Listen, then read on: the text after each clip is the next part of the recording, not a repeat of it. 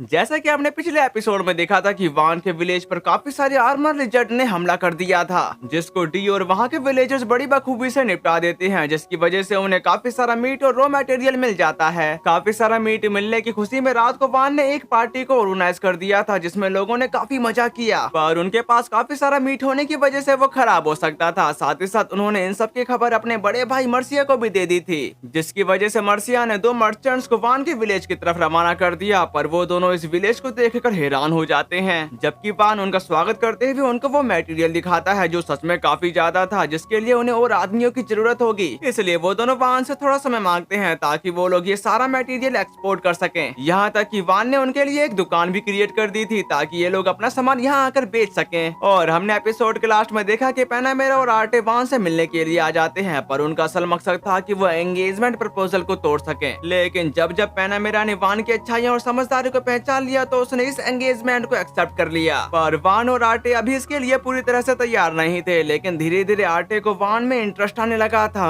अब आगे एपिसोड 5 की शुरुआत में वान के मैंसन को दिखाते हुए होती है, जहाँ पर वो दोनों हड़बड़ी में वान को उठा रहे थे। वहाँ के शोर शराबे को सुनकर वान उठने के साथ कहा, क्या बात है, पर तुमने मुझे काफी जल्दी उठा दिया। उसकी इस बात पर केम्सन बताता कि ये काफी जरूरी है, सर्डी और एस्पार्टा पहले ही साइड पर जल्दी जा रहे हैं। तभी टिल कहने लगी, विलेज के पीछे जो तुमने लेक बनाई थी वो लोग वहीं पर जा रहे हैं। उन दोनों की ऐसी बातों को सुनकर वान हैरान हो चुका था। फिर हम बाहर का सीन देखते हैं, जहाँ पर वो चलते हुए कह रहा था, रुको, तुमने कहा लेक वान, इसे ये नाम कैसे मिला? जिस बात का जवाब देते हुए टिल बताती कि विलेज वालों ने आने वाली जनरेशन के लिए तुम्हारे कामों को सम्मान देने के लिए इसका नाम ऐसा रखा है। साथ ही साथ केम्सन का भी कहना है, वैसे वे लोग इस विलेज का नाम रखने के बारे में भी सोच रहे हैं, तो वान विलेज के बारे में क्या ख्याल है? अब ये सुनकर वान और भी ज्यादा हैरान होते हुए कह रहा था, रुको, ये तो सुनने में और भी ज्यादा बुरा लग रहा है। फिर वो लोग चलते चलते वान विलेज की तरफ आ जाते हैं, जहाँ पर काफी सारे लोग इकट्ठा हो चुके थे। तभी वान वहाँ पर पहुँचने के साथ पूछ रहा था, यहाँ पर क्या चल रहा है? जिस पर डी बताता तो नहीं, पर अपनी मुंडी लेक की तरफ कर देता है। फिर हम देख पाते हैं कि लेक के अंदर एक मरमेड है, जो देखकर वान पहले से भी ज्यादा हैरान हो गया था। दूसरी तरफ एस्पार्टा बताना शुरू करता है, वह एक अपकल्लू है और वह हाफ ह्यूमन और हाफ फिश होते हैं। माना जाता है कि वह घने जंगलों में खूबसूरत लेक में रहते हैं, लेकिन किसी वजह से उनमें से कुछ इस लेक में हैं जो तुमने बनाई है। साथ ही साथ वह एक रेयर स्पीसीज है। जो सब जानने के बाद वान उससे कहने लगा, क्या तुमको कुछ चाहिए था? पर वो मरमेड कोई रिस्पॉन्स नहीं कर रही थी, इसलिए वान उसका नाम पूछता है, जो देखकर वान टिल और केम्सन से कहता है कि क्या वह समझ सकती है कि मैं क्या कह रहा हूँ? टिल, केम्सन, क्या तुम थोड़ा मीट ला सकते हो? जिसके बाद वो दोनों एक मीट का टुकड़ा ले आते हैं, जिसको वान लेक की तरफ करते हुए कह रहा था, अगर तुमको ये पसंद है तो तुम थोड़ा ले सकती हो, वैसे भी खाना देना दोस्ती दिखाने का एक अच्छा तरीका है। अपने सामने मीट के टुकड़े को देखकर वो मरमेड उनकी तरफ आना शुरू कर दी थी, जो देखकर वो विलेजर्स हैरान हो जाते हैं। जबकि मरमेड हल्की सी बाहर की तरफ आते हुए कही, क्या मैं ये खा सकती हूँ? जिस बात पर वान पूरी तरह से एग्री था। पर जब मरमेड वो मीट खाना शुरू करती है तो उसको वो काफी ज्यादा पसंद आया, जो देखकर वान बताना शुरू करता है, ये आर्मर लिजर्ड का मांस है, अगर तुमको कल और चाहिए तो मैं कुछ जकरी बना सकता हूँ। अगर आप लोगों को जकरी का मतलब नहीं पता तो मैं बता देता हूँ, जकरी वह होती है मीट की पतली लेयर को सुखाकर जो बनाया जाता है, उसे जकरी कहते हैं। साथ ही उसको सुखाने की वजह से वो जल्दी खराब भी नहीं होता। वान की ऐसी बातों को सुनकर मरमेड सवाल करती है कि आर्मर लिजर्ड को किसने हराया? अब ये सुनकर वान कुछ कह पाता उससे पहले ही वहाँ के विलेजर्स कहने लगे, ये कारनामा हमारे लॉर्ड वान ने किया है। उन सब की ऐसी बातों को सुनकर वान हैरान होते हुए कहा कि नहीं नहीं, ये तुम सभी की वजह से ही पॉसिबल हो पाया। उसी वक्त वो मरमेड वापस पानी में चली जाती है, जो देखकर वान कहने लगा, अरे वो वापस क्यों चली गई? क्या तुम्हें लगता है कि वह वापस आएगी?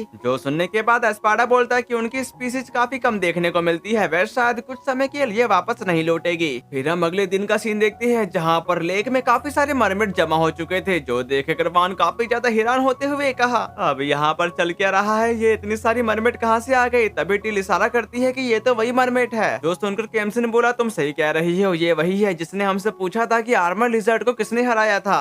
दूसरी तरफ वान सवाल करता है, क्या आप कल्लू लोग आर्मर लिजर्ड को गॉड या ऐसी कोई चीज मानते हैं? उसकी सवाल का जवाब देते हुए स्पार्टा बताता है कि मैंने ऐसे किसी विश्वास के बारे में कभी नहीं सुना। जबकि मरमेड किंग कह रहा था, मैं उस लड़के से बात करना चाहूंगा। जो सुनकर डी अलर्ट मोड में आ जाता है, पर वान इसके लिए तैयार हो गया था। साथ ही वो अपने मन में कहा, ये दिखने में तो काफी डरावना है और ये मुझसे क्या चाहता है? दूसरी तरफ मरमेड किंग का कहना है, मेरी बेटी के प्रति काइंड होने के लिए तुम्हारा शुक्रिया। अब ये सुनकर वान और भी ज्यादा हैरान हो गया था, क्योंकि उसको लगा नहीं था कि ये लड़की उसकी बेटी होगी। पर मरमेड किंग बोला, लड़के, मैंने सुना है कि आर्मर लिजर्ड को हराने वाले तुम ही हो। उसकी ऐसी बातों को सुनकर वान कहता है कि तुम ऐसा समझ सकते हो। अब ये सुनकर मरमेड बौखलाते हुए कहना शुरू करती हैं, नहीं, ऐसा नहीं हो सकता, एक छोटा सा बच्चा ऐसा कर ही नहीं सकता, तुम मजाक कर रहे हो है ना? पर मुझे लगता है कि ये एक पावरफुल मेज है। वहाँ की ऐसी बातों को सुनकर वान कहने लगा, मैंने उन्हें अकेले नहीं हराया। जो सुनने के बाद मरमेड किंग बोलता है कि हीरो, तुम्हें मेरी परमिशन है, तुम मेरी बेटी लाडा प्रियोरा से शादी कर सकते हो। शादी वाली बात सुनकर वान काफी ज्यादा हैरान हो गया था, पर मरमेड किंग कह रहे थे, क्या तुमको यह इंतजामात पसंद नहीं आया? और मैं लाडा बेचता हूँ और लाडा प्रियोरा मेरी इकलौती बेटी है, जब वह बड़ी होगी तो उसकी खूबसूरती किसी कीमती जेम की तरह चमकेगी। उनकी इस बात पर वान बताता कि लेकिन लाडा प्रियोरा अभी बच्ची है, मुझे नहीं लगता कि वह समझती है कि आप क्या कह रहे हो और आप उससे शादी के लिए क्यों पूछ रहे हो, क्या इसके पीछे कोई वजह है? जिस बात का जवाब देते हुए मरमेड किंग बताते हैं कि अब तक मेरे लोगों ने इंसानों से रिश्ते बनाने में परहेज किया है, लेकिन कुछ सालों में आर्मर लिजर्ड ने हमारे लेक पर कब्जा कर लिया है और हमारे काफी सारे लोग मारे गए। इसलिए मैं लाडा प्रियोरा की हस्बैंड बनने के लिए किसी स्ट्रॉन्गेस्ट इंसान की तलाश कर रहा हूँ। इसी वजह से मैं चाहता हूँ कि हमें शांति से रहने के लिए एक जगह मिल जाए। जो सब जानने के बाद वान सोचता कि किसी स्ट्रॉन्गेस्ट पर्सन के साथ अलायंस बनाने के लिए, फिर वो उनको बताता है, ऐसे में मैरिज वाला हिस्सा जरूरी नहीं है, प्लीज अपनी बेटी को फ्यूचर में जिससे वह चाहे उससे शादी करने दें और मैं किसी भी मैरिज की परवाह किए बिना आपके ट्राइब को प्रोटेक्ट करूंगा। ये बात सुनकर लाड़ा बेस्ता कहता कि क्या तुम सच में ऐसा कह रहे हो? तो हम यहीं बस जाएंगे। उनकी ऐसी बातों को सुनकर वान इस पर एग्री करते हुए कहता है कि अच्छा, अब जब सब तय हो गया है तो चलिए बिल्डिंग वर्क शुरू करते हैं। इसके कुछ देर बाद वान ने लेक के अंदर ही 2 घर क्रिएट कर दिए थे जो दिखने में काफी ज्यादा खूबसूरत लग रहे होते हैं और लाड़ा बेस्ता उसके इनक्रेडिबल मैजिक की तारीफें करने लगा था, जबकि वान बीच में खड़ा होने के साथ बताता है, यह एक आराम करने की जगह है, हर कोई अपनी मर्जी से इसका इस्तेमाल कर सकता है। तभी टील सामने की तरफ आते हुए कहने लगी कि काफी स्पेशल है और एक अच्छी आरामदायक जगह लगती है। तभी केमसिन भी सामने की तरफ आते हुए कहा, तेज हवा और बारिश होने पर भी आप यहाँ एकदम सिक्योर रहेंगे। जो सब कहने के बाद वो मरमेड वहाँ पर आराम करना शुरू कर दी थी, यहाँ तक कि उन मरमेड ने वो दोनों जगह पूरी तरह से फुल कर दी थी। जो देखकर वान कह रहा था, मुझे खुशी है कि सभी लोगों को यहाँ पर मजा आ रहा है। दूसरी तरफ एस्पाडा बोला कि लॉर्ड वान, अब सीवेज की सफाई का समय आ गया है। पर लाड़ा बेचता इसका मतलब पूछता है, जिस पर वान बताने लगा, तो देखिए मैंने विलेज की इमारतों के नीचे सीवर पाइप बिछाई हैं और हम रेगुलर रूप से खाई से पानी भेजकर उन पाइपों से सारा गंदा पानी बहा देते हैं, नहीं तो गंदगी फैल जाएगी। जो सब सुनने के बाद लाड़ा बेचता कहता कि मैं समझ गया, तो चलिए हम तुम्हारी मदद करते हैं, वैसे भी हम पानी में काम करने के लिए काफी ज्यादा माहिर हैं। जो सुनकर वान इसके लिए उनका शुक्रिया अदा करता है। फिर हम बाहर की तरफ आते हैं जहाँ पर केमसन उनसे कह रहा था, ठीक है अब तुम इसे खोल सकते हो। जो सुनने के साथ 2 मरमेड ने वो गेट खोल दिया था, जिसकी वजह से काफी सारा पानी उसके अंदर जाने लगता है, जिसकी वजह से अंदर की गंदगी काफी तेजी से क्लीन होने लगी और इसके कुछ देर बाद वान उनका शुक्रिया अदा कर रहा था। जबकि लाड़ा बेस्ता सवाल करता है, क्या तुम ऐसा हर दिन करते हो? जिस बात का जवाब देते हुए वान कहा, हाँ असल में हम इसे दिन में कई बार कर लेते हैं। अब ये सुनकर लाड़ा बेस्ता बताता है कि मैं समझ गया, तो हमें इस गंदे पानी को संभालने का काम करने दो, क्योंकि तुमने हमें यहाँ रहने के लिए जगह दी है तो हम इतना तो तुम्हारे लिए कर ही सकते हैं। जिसके लिए वान उनका शुक्रिया अदा करता है। उसी वक्त पैनामेरा वहाँ पर आते के साथ कह रहे थे, यो लॉर्ड वान तुम यहाँ पर हो। पर वो अपने सामने की तरफ देखते हुए कहने लगी, यह तो अब कल्लू है। साथ ही साथ आटे भी इस नजारे को देखकर काफी ज्यादा हैरान हो चुकी थी। जबकि लाड़ा बेस्ता बताता है कि सनिल्लो, तुम्हारे अच्छे स्वागत के लिए मैं तुम्हारा आभारी हूँ। सनिल्लो वाली बात को सुनकर आटे के होश उड़ चुके थे, जबकि पैनामेरा गुस्सा करते हुए कह रही थी, क्या मैं ठीक सुन रही हूँ? तुमने एक अब कल्लू से शादी कर ली है? उसकी ऐसी बातों को सुनकर वान उसको समझाने ही वाला था, लेकिन उससे पहले ही लाडा प्रियोरा कहने लगी, हाँ मैं वान की वाइफ हूँ और वान मेरे हस्बैंड हैं। जो कहने के बाद वो उसको गुड बाय कर वहाँ से चली जाती है, लेकिन इसकी वजह से वान काफी ज्यादा परेशान हो चुका था। इसके बाद यहाँ सीन शिफ्ट होकर एक लेक की तरफ आ गया था, जहाँ पर वान और आटे एक नाव में थे। तभी वान उससे कह रहा होता है, लेडी आटे तुमको इतनी सुबह यहाँ बुलाने के लिए मुझे माफ करना, बस मुझे लगा कि लेक के किनारे पर सुबह ताजी हवा लेना अच्छा रहेगा। ये बात सुनकर आटे कहते कि कोई बात नहीं, मुझे भी सुबह ताजी हवा लेना काफी अच्छा लगता है और ये काफी ताजगी भरी होती है। जो सुनने के बाद वान बोलता कि ये सुनकर मुझे खुशी हुई, पर कल उस अब कल्लू के बारे में, और वो आगे कुछ भी कह पाता उससे पहले ही आटे कहने लगी, मैंने ये कहानी पैनामेरा से सुनी, ऐसा लगता है कि हम दोनों को गलतफहमी हो गई थी, इसलिए कंक्लूजन पर पहुंचने के बाद मुझे पता चला कि मुझे इसके लिए माफी मांगनी चाहिए। जिसके जवाब पर वान बोला, मुझे खुशी है कि ये मामला सुलझ गया। ये बात सुनकर आटे कहती कि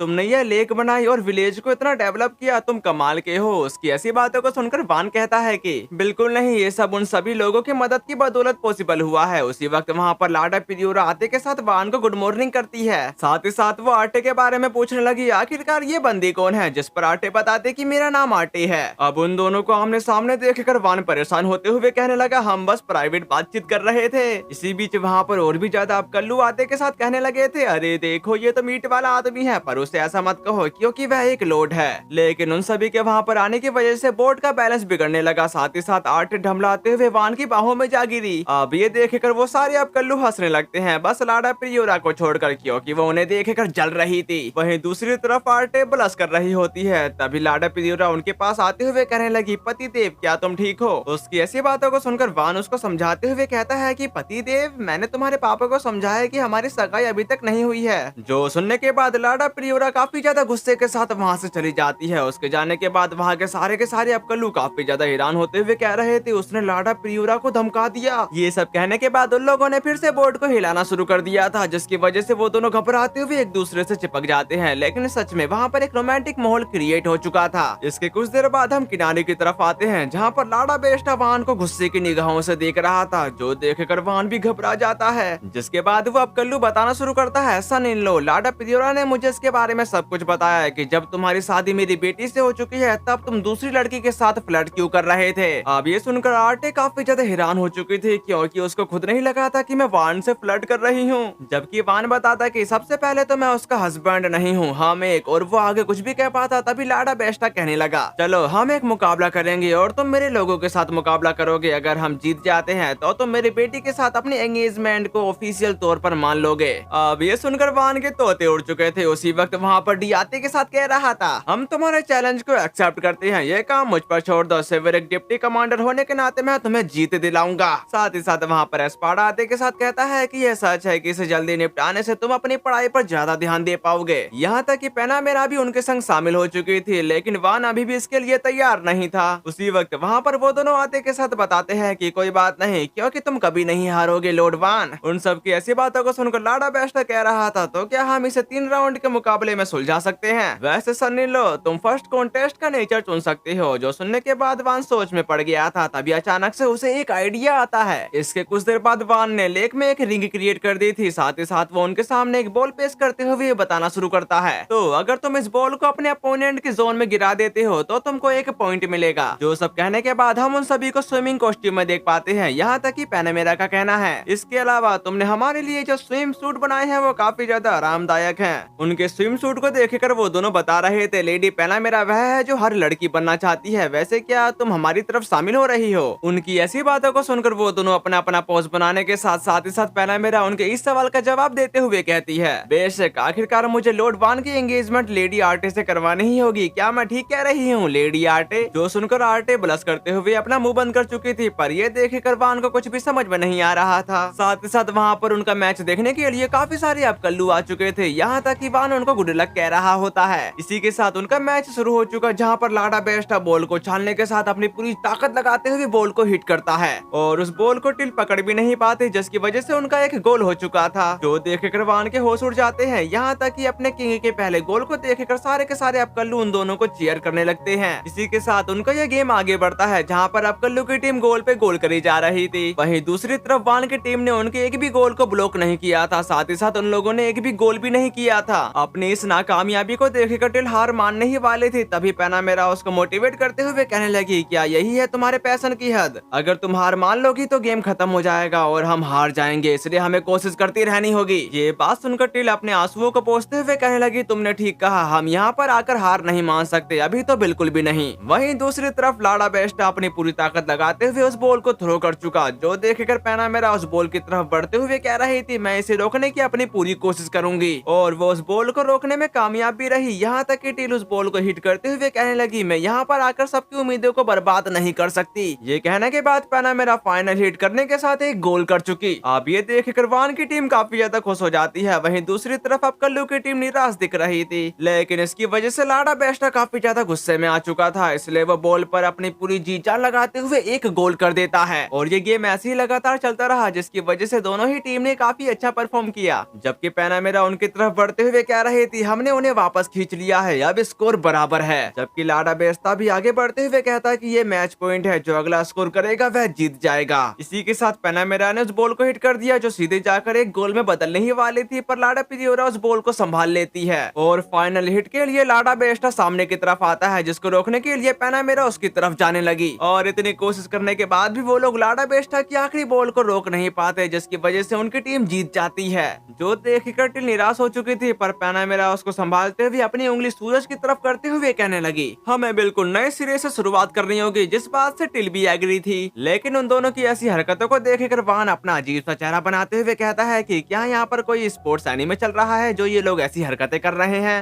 जबकि लाडा बेस्टा उसके सामने की तरफ आते हुए बताने लगता है, तो अब सन इन लो हम नेक्स्ट इवेंट के बारे में फैसला करते हैं। जो सुनने के बाद वान सवाल करता है कि अब हमारा नेक्स्ट इवेंट क्या होगा, जिस पर लाडा बेस्टा बताने लगा, अब हमारा अगला इवेंट स्विमिंग का होगा। यह मुकाबला 2 लोगों की रिले रेस से होगी। इस पे वान कहने लगा था, ये तो बुरा है, अगर हम एक और इवेंट हार गए तो मुझे लाडा प्रियोरा से शादी करनी पड़ेगी, लेकिन अब कल्लू माहिर तैराक है। और वान अभी ये सब सोच रहा था, तभी डी उम्मीद की किरण बनते हुए कहने लगा, मैं इस इवेंट में शामिल होना चाहता हूँ। पर वान को उस पर विश्वास नहीं हो रहा था कि डी को तैरना भी आता है। साथ ही साथ केमसिन भी सामने की तरफ आते हुए कहता कि फिर मैं भी इसमें शामिल होना चाहता हूँ। उन दोनों की ऐसी बातों को सुनकर वान बोला कि केमसिन तुम भी, क्या तुम ठीक हो? जिसका जवाब देते हुए केमसिन बताता है कि हाँ, मैं तुम्हारे लिए अपना सब कुछ लगाने को तैयार हूँ। फिर हम स्विमिंग कंपटीशन की तरफ आते हैं, जहाँ पर एस्पाडा ने उनका मैच शुरू करवा दिया था। मैच के शुरू होते ही लाडा प्रियोरा केमसिन को बीट कर देती है, जो देखकर आटे परेशान होते हुए कह रही थी, अरे वो तो शुरू में ही काफी ज्यादा आगे है। जो सुनकर पैनामेरा भी काफी ज्यादा हैरान होने के साथ कहने लगी, अगर उसकी स्पीड और भी बढ़ गई तो हमारा खेल खत्म हो जाएगा। वहीं दूसरी तरफ केमसिन अपनी पूरी जी जान लगाने के बाद लाडा प्रियोरा के एकदम करीब पहुंच जाता है। जो देखकर लाडा प्रियोरा सीरियस होने के साथ और भी तेजी से आगे जाने लगी, जिसके बाद उसके सेकंड प्लेयर का नंबर आ जाता है। जबकि केमसिन ने भी वो लाइन क्रॉस कर दी थी। जो देखकर डी पानी में कूदने के साथ बताता है कि तुमने काफी अच्छा किया, अभी से मुझ पर छोड़ दो। वहीं दूसरी तरफ वान उसके स्विमिंग स्टाइल को देखकर कहने लगा, बटरफ्लाई स्ट्रोक। उसकी ऐसी बातों को सुनकर उसके बाकी के साथी सामने की तरफ आते हुए वान को बताना शुरू करते हैं, सर डी जब ऐसे तैरते हैं तो वह अपनी सबसे तेज स्पीड में होते हैं और यह स्ट्रोक उन्हें अपने स्टील जैसी मसल्स का पूरा इस्तेमाल करने देता है। फिर हम डी को देखते हैं, जो पानी को चीरते हुए काफी तेजी से आगे जा रहा था। जो देखकर लाडा बेस्टा काफी ज्यादा हैरान होने के साथ कह रहा था, ये आदमी ऐसा कैसे कर सकता है? और उसने ये कहा ही था, उससे पहले ही डी ये इवेंट जीत जाता है। जो देखकर वहाँ के सारे लोग एकदम हैरान हो चुके थे। यहाँ तक कि वान की भी आंखें फटी की फटी रह जाती हैं, पर वो पानी में तैरती हुई चड्डी को देखकर थोड़ा हैरान हो जाता है। पर डी आगे बढ़ने के साथ वान को बताता है कि मैं जीत गया, पर उसके साथ ही अपनी सोर्ड का इस्तेमाल करने के साथ उसकी छोटी सी तलवार को छुपा लेते हैं। फिर हम यहाँ देखते हैं, जहाँ पर लाडा बेस्टा परेशान होने के साथ कह रहा होता है कि मुझे विश्वास नहीं हो रहा कि हम स्विमिंग में हार गए, हालांकि अभी भी एक इवेंट बाकी है। सन इन लो आखिरी इवेंट के बारे में फैसला करो। जो सुनकर वान कुछ देर सोचने के बाद एक आइस मेकर मशीन को क्रिएट कर चुका था, जिसके बारे में टिल पूछती है। इसका जवाब देते हुए वान बताता है कि प्लूरियल, क्या तुम मुझे थोड़ी बर्फ ला कर दे सकती हो? जो सुनने के साथ प्लूरियल ने एक बर्फ आइस मेकर के अंदर डाल दी थी,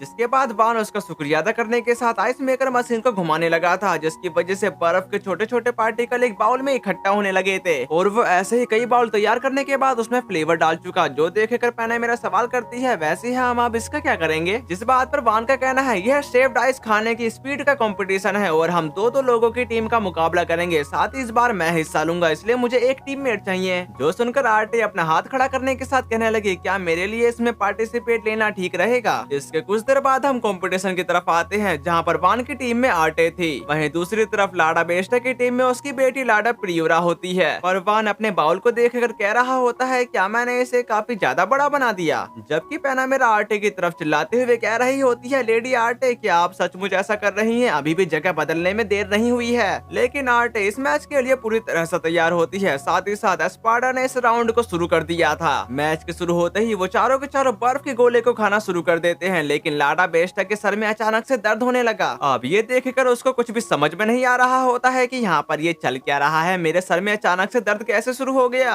और उसका ये कहना ही था, तभी उन तीनों के सर में भी दर्द शुरू हो जाता है। जो देखकर लाडा बेस्टा खुद को तैयार करते हुए कहा कि यह मेरी बेटी के लिए है, मैं हार बर्दाश्त नहीं कर सकता। जो कहते ही वो बर्फ के गोले को दबादब खाने लगा, लेकिन लेडी प्रियोरा और वान उसको अब खा नहीं पा रहे होते हैं। वहीं दूसरी तरफ आरटे भी इसको खाना नहीं चाहती थी, पर वो मजबूरन वान के लिए इसको खाना शुरू कर देती है। जो देखकर वान भी खुद को मोटिवेट करते हुए उसको मेट्रो की स्पीड में खाने लगा। उसको ऐसे हफ्सियों की तरह खाता देखकर वो बंदा कहता है कि लॉर्ड वान तो कमाल के हैं। अब ये देखकर आरटे भी इसको गटागट खाना शुरू कर देती है। जो देखकर वो दोनों भी पीछे रहने वालों में से नहीं थे। उनके इस मैच को देखकर उन दोनों ही टीम को इसमें काफी ज्यादा मजा आने लगा था। साथ ही साथ वान और आरटे ने अपना बाउल एक साथ खत्म कर दिया था, जिसकी वजह से वो दोनों जीत जाते हैं। तो यह इवेंट 3 राउंड में डिवाइड किया गया था, जिसमें से 2 राउंड वान जीत चुका है। इसका मतलब यह है कि वान की टीम ये मैच जीत चुकी होती है। जिसके बाद वान काफी ज्यादा खुश होने के साथ खड़ा होते हुए बताना शुरू करता है, अब हम लाडा प्रियोरा से शादी करने की सारी बातें बंद कर सकते हैं। वान की ऐसी बातों को सुनकर लाडा बेस्टर का कहना है, सन इन लो, मुझे तुम और भी ज्यादा पसंद आने लगे हो, तुम सच में मेरी बेटी के लिए एक लायक इंसान हो। अब ये सुनकर वान हैरान होते हुए कहने लगा, तो फिर जीतने का क्या ही फायदा। तभी लाडा बेस्टा वहाँ से जाते हुए कह रहा होता है, मेरी बेटी का अच्छे से ख्याल रखना जारी रखना। लेकिन वान के होश उड़ चुके थे, पर काफी सारा बर्फ का गोला खाने की वजह से उसके पेट में अचानक से दर्द होने लगता है। जो देख कर टिल परेशान होने के साथ उसके करीब आते हुए पूछती है, लॉर्ड वान क्या हुआ। जिस पर लॉर्ड वान बताना शुरू करता है, लगता है मैंने कुछ ज्यादा ही बर्फ खा ली है, जिसकी वजह से मेरे पेट में दर्द होने लगा है। उसी वक्त वहाँ पर डियाते के साथ बोला कि लॉर्ड वान, लगता है तुमने ज्यादा ही कड़ी मेहनत कर ली, जिसकी वजह से इसका फल तो तुमको मिलना ही चाहिए। वहाँ के ऐसे खुशनुमा माहौल को देखकर आर्टी अपने मन में कहती है कि लॉर्ड वान हमेशा मुस्कुराते चेहरे से घिरे रहते हैं, मुझे भी यह खुशी कैसे मिल सकती है, क्या मैं भी ऐसा कर सकती हूँ। जिस दिन मैं पैदा हुई मेरे डैड हमेशा बिजी रहते थे, इसलिए मैंने उन्हें मुश्किल से ही देखा है, और मेरी माँ ने मुझे दाई माँ को सौंप दिया और मुझ में कोई दिलचस्पी नहीं दिखाई। इसका सीधा कारण था क्योंकि मैं एक नाकामयाब इंसान थी, मैं बहुत शर्मीली और नखरे वाली थी, साथ ही मैं पढ़ाई में भी अच्छी नहीं थी, मैं किसी चीज में अच्छी नहीं थी सिवाय शायद अपने मैरियोनेट मैजिक के, इसका मतलब है कि कठपुतली का मैजिक। फिर वो अपनी बातों को कंटिन्यू करते हुए कहती है कि और अपनी डोल को पपेट की तरह इस्तेमाल करके मैंने पाया कि मैं उन्हें अपनी बॉडी से ज्यादा आजादी से हिला सकती हूँ, इसलिए मैंने सोचा कि शायद इससे मैं अपनी माँ को खुश कर पाऊंगी। पर उसकी माँ उसको एक जोर का चमाटा लगाते हुए कही, तुम मेरे लिए कभी कुछ भी नहीं कर सकती। अपनी माँ की ऐसी बातें सुनने के बाद आर्टी का कहना है, तभी मुझे पहली बार पता चला कि पपेट का मैजिक बुरा माना जाता है और ऊंचे खानदानों में इससे नफरत की जाती है। उस दिन के बाद से किसी ने मुझसे बात नहीं की और मैं ऐसी बन गई जिसे सब नजरअंदाज कर देते थे। फिर जब मैं 10 साल की हुई तो मेरे डैडी ने मुझे बताया कि मेरी एंगेजमेंट किसी से होने वाली है, जिसकी वजह से मैं काफी ज्यादा परेशान हो गई। लेकिन लॉर्ड वान मेरे लिए काफी काइंड थे। फिर मुझे पता चला कि लॉर्ड वान की काबिलियत एलिमेंटल मैजिक नहीं बल्कि प्रोडक्शन मैजिक थी, जिसे दूसरे लोग बदकिस्मत मानते थे। फिर भी लॉर्ड वान कॉन्फिडेंस और टैलेंट से भरे हुए थे और उन्होंने अपने गिफ्ट का इस्तेमाल पूरे जोश के साथ किया। शायद अगर मैंने उस दिन के बाद मैजिक की प्रैक्टिस करना बंद नहीं किया होता तो ऐसा कभी नहीं होता, इसलिए मुझे लगता है कि मुझे थोड़ी और कोशिश करनी चाहिए थी। इसके बाद यहाँ से शिफ्ट होकर वान के मैंशन के बाहर की तरफ आ गया था, जहाँ पर वो सब लोगों को बता रहा होता है, हम विलेज के फ्यूचर के डेवलपमेंट को ध्यान में रखते हुए और दीवारें बनाएंगे,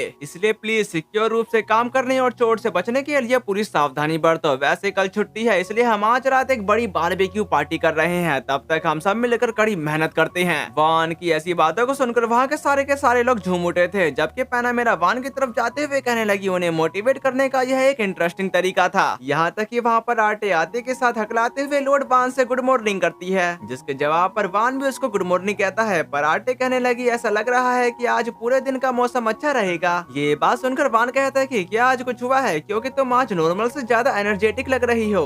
जो सुनकर आटे अपने मन में कही कि भले ही है सिर्फ एक छोटी सी झलक हो, मैं चीजों को वैसे देखना चाहती हूँ जैसे लॉर्ड वान देखते हैं, इसलिए मैं उनकी ओर करीब जाना चाहती हूँ। जो सब सोचने के बाद वो उसको बता दे कि अगर मैं तुमको काम करते हुए देखूं तो क्या यह ठीक रहेगा, जिसके लिए वान भी तैयार हो गया था। इसी के साथ यहाँ सीन कट होकर औरतों की टीम की तरफ आ गया था, जहाँ पर वो किसी से अपनी जान बचाकर भाग रहे होते हैं, पर अचानक से उस क्रिएचर ने औरतों पर अटैक कर दिया, जो देखकर औरतों काफी ज्यादा घबरा जाता है। और इसी सीन के साथ हमारा ये वाला एपिसोड खत्म हुआ। उम्मीद करता हूँ कि आपको ये वाली वीडियो पसंद आई होगी, तो फिर मिलते हैं, सायोनारा।